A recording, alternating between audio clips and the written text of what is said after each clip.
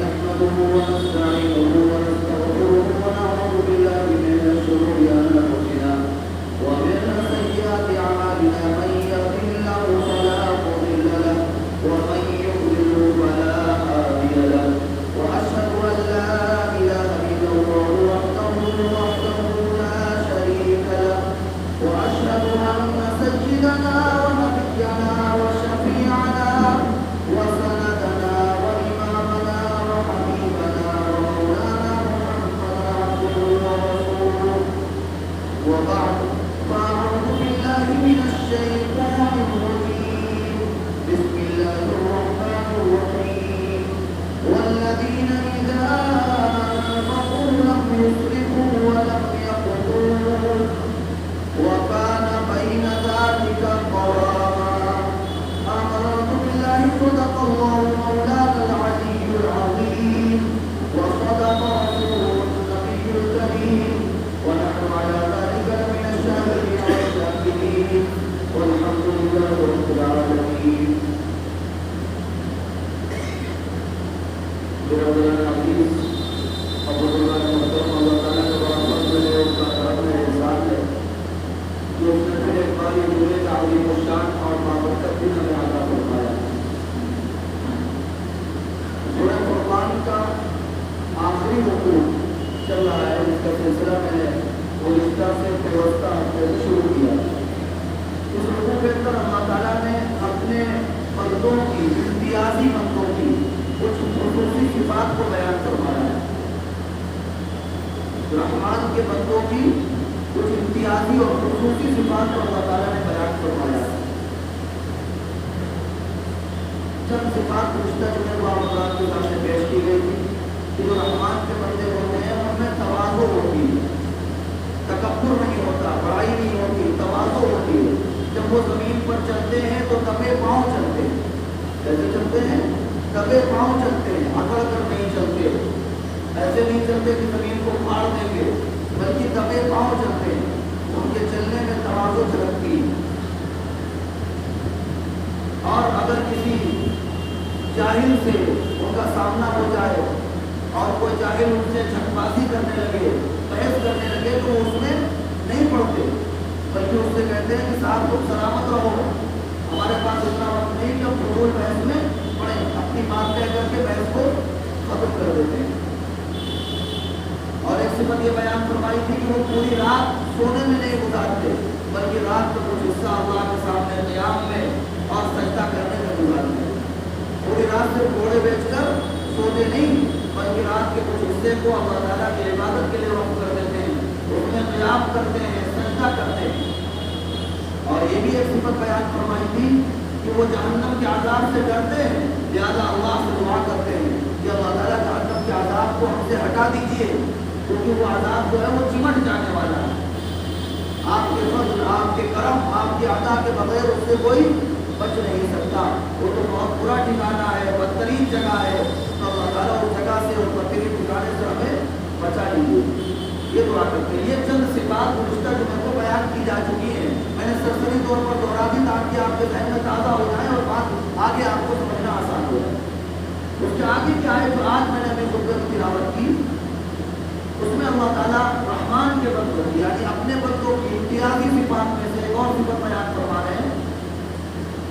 جو اللہ کے بندے ہیں، نیک بندے ہیں، اللہ کے پسندیدہ بندے، ان کی ایک صفت یہ ہے کہ اللہ تعالیٰ نے ان کو مال دیا ہے. اس مال کو خرچ جب کرتے ہیں وہ، تو خرچ کرنے میں نہ تو اسراف سے کام لیتے ہیں، نہ تو فضول خرچی سے کام لیتے ہیں، اور نہ کنجوسی سے کام لیتے ہیں. نہ اسراف کرتے ہیں یعنی فضول خرچی کرتے ہیں.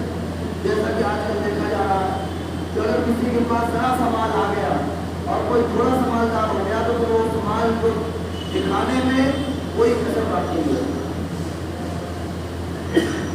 عام طور پر یہ شادی کی تقریبات میں جب دوسرے فنکشن میں دیکھا جاتا ہے کہ لاکھوں روپے، دسیوں لاکھ روپے ہر آدمی اپنی حیثیت سے پاس، لوگ کروڑوں روپے یوں ہی اڑا دیتے ہیں بس صرف یہ دکھانے کے لیے کہ میں کتنا مالدار ہوں. ضرورت نہیں ہوتی ان چیزوں کی، صرف یہ دکھانے کے لیے کہ میرا لیونگ اسٹینڈرڈ یہ ہے، میرے پاس اتنا مال ہے، اتنے انواع و اقسام کے کھانے میں کھلا سکتا ہوں، اتنا بہترین ڈیکوریشن میں کر سکتا ہوں. تو لاکھوں روپے دکھاوے میں، یہ دکھانے کے لیے کہ میں مالدار ہوں، اس کو اڑا دیا جائے. آئے دن اس کا نمونہ اور آپ دیکھتے رہتے ہیں. شادیوں کے اندر، میرج ہالز کے اندر، فنکشنوں کے اندر آپ دیکھتے ہیں کہ لاکھوں روپے، 50 لاکھ روپے یوں ہی صرف دکھلاوے کے لیے، یہ ثابت کرنے کے لیے کہ میں مالدار ہوں، اپنے اسٹینڈرڈ لوگوں کو دکھانے کے لیے اڑا دیا جاتا ہے. اللہ تعالیٰ نے اس کو سخت ناپسندیدہ فرمایا، ناپسند فرمایا. دوسری جگہ اللہ نے قرآن میں فرمایا کلوا واشربوا، کھاؤ اور پیو.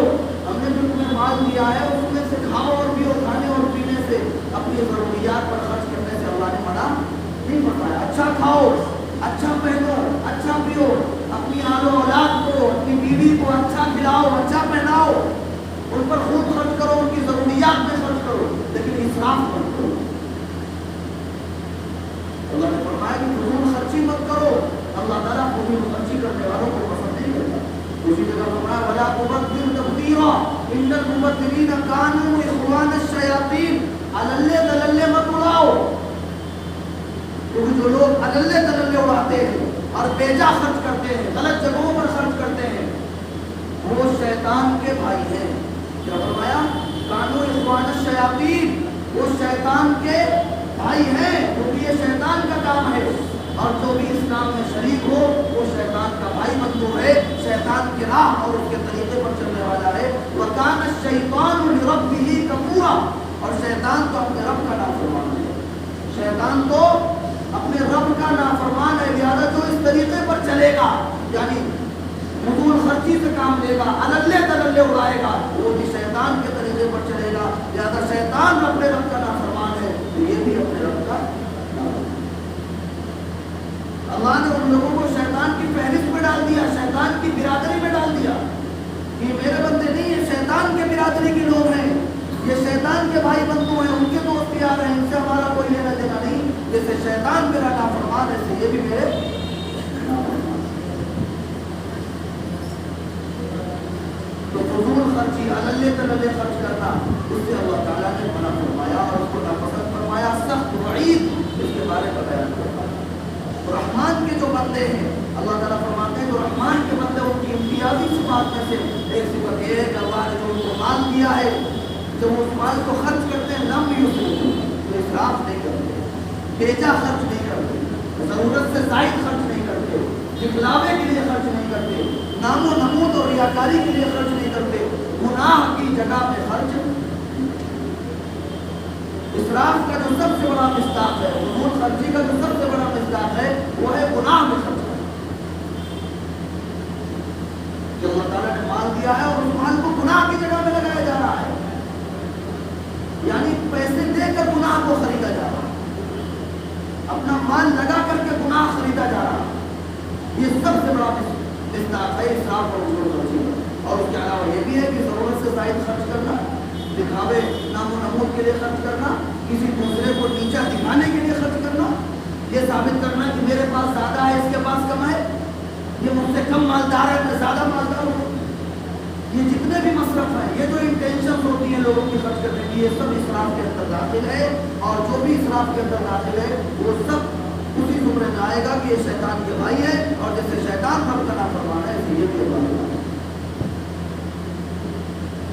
خوب یہ سمجھ لینا چاہیے کہ یہ مال کسی کا اپنا مال نہیں ہے، یہ اللہ کا دیا ہوا مال. ہمارے ذہن میں بسا اوقات یہ آتا ہے کہ یہ ہمارے قوت بازو کا کمال ہے، لہٰذا یہ ہمارا مال ہے. یہ سمجھتے اللہ نے قرآن میں متعدد جگہ یہ ارشاد فرمایا کہ وہ مال جو ہم نے تمہیں دیا،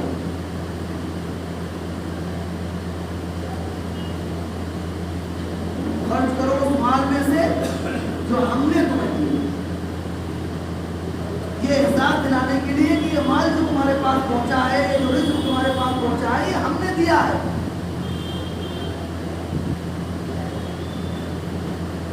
کوئی شخص یہ کہتا ہے کہ نہیں، یہ تو میں نے اپنے دماغ ذہن سے، اپنے قوت بازو سے بھاگ دوڑ کر کے، اپنے دماغ سے آئیڈیاز لگا کر کے میں نے یہاں انویسٹ کیا، وہاں انویسٹ کیا. دوسرے لوگوں کے پاس اتنا دماغ نہیں تھا، ان کا مائنڈ اتنا شارپ اور اتنا تیز نہیں تھا کہ وہ یہاں انویسٹ کر سکتے. میں نے کیا، لہٰذا یہ تو میرے دماغ، میرے ذہن، میری ذہن کی قوت، میرے قوت بازو کا کمال ہے. تو اس سے پھر یہ پوچھا جائے گا یہ ذہن کس نے دیا، یہ دماغ کس نے دیا، جہاں سے آئیڈیاز آئے، یہ دماغ کس نے دیا، یہ ہاتھ پیر جو تم نے استعمال کیے، یہ کس نے دیا.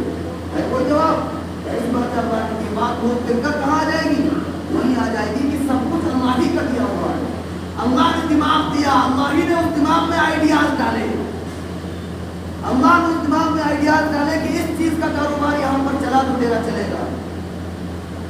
اللہ ہی نے تو اس دماغ میں ڈالا تو تم نے وہ دکان اس چیز کی وہاں پر ڈالی اور تمہیں لاکھوں روپے کا منافع حاصل ہو گیا, کروڑ پتی تم بن گئے. یہ دماغ میں خیال کہاں سے آیا, یہ آئیڈیاز کہاں سے آئے ہو جو تم دوڑ دوڑ کر دہلی گئے اور مان لائے؟ یہ دوڑنے کی طاقت, یہ پیروں میں چلنے کی سکت, یہ ہاتھ اٹھانے کام کرنے کے لیے بازو, یہ کس نے دیے؟ ماں کے پیٹ سے تو دماغ لے کر نہیں آئے تھے, اور ماں کے پیٹ سے اتنے طاقتور پیدا نہیں ہوئے تھے. یہ سب طاقت و قوت, یہ اعضاء, یہ جوارے, یہ بازو, نہیں یہ سب اللہ کے لیے ہوئے. لہٰذا گھوم پھر کر بات وہی جائے گی کہ سب کس کا دیا ہوا ہے؟ اللہ کا.